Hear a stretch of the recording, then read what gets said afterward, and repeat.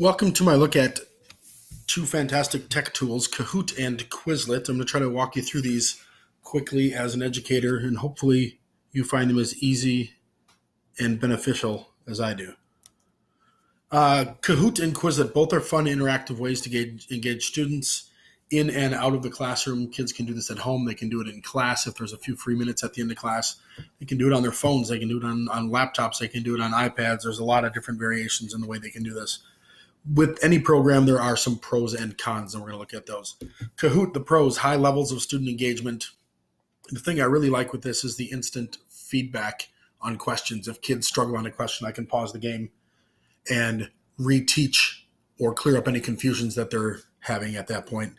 The instant leaderboard updates after each question. It does keep a score for the kids.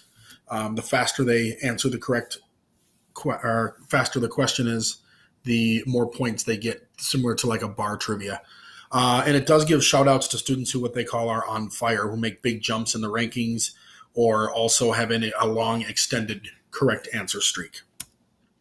Some of the cons, kids are rewarded for fast answers. It doesn't always reward the kid that gets the question right consistently. If you guess the split second it pops up, you can sometimes get more points if you guess it correctly. Using the double sign-in is something I have gone to. I'll show you that and tell you why in a few minutes here. Students can use any name they want. This is one of the cons we have with this. I'm very clear to my kids, first and last name only. Anything else, I kick them out of the game, and you have the access to do that as an instructor.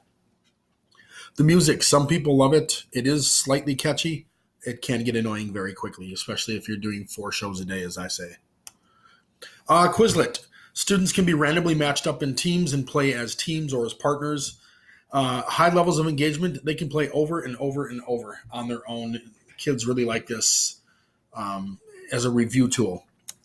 Some of the cons of Quizlet.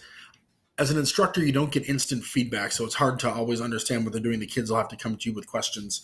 And one of the other cons is it doesn't have the bells and whistles that a game like Kahoot has. So it's a little bit tougher for the kids to engage with it. They still are engaged, but not as a community feel. It's more of a solo game. Looking at Kahoot here, there are some features you can go through and add into here. In the game options section, I always enable the bonus streak, the correct answer streak. The podium shows kids who the top 5 kids are at the time. You can randomize the orders of questions. This is the one I was referencing before, enabling a 2-step join in. And I think you'll understand when we talk about showing it here. It's going to kick off here in a second. You'll get the fantastic music. This is what's referred to as the game pin. Kids type that in, and that's their pin into it. The issue you run into is kids can quickly take a screenshot and send a Snapchat or a tweet out with that game pin, and then you've got hundreds of kids from all over the building or all over the country jumping in, and it can be a complete disaster. So I've gone to this 2-step sign-in, which every 7 seconds this pattern changes. So they have 7 seconds to get that pattern in, and after that it changes, and it's just a randomized order. After that, the game begins, and the kids are super engaged in it. The second one I'm going to look at here is a Quizlet, and this is the matching version of Quizlet. Again, you'll notice there is a timer on the left-hand side over here, and your job is basically to match these up. North Korea and Cuba would be totalitarian dictatorships. Nope. Is it Saudi Arabia and Swaziland? Nope.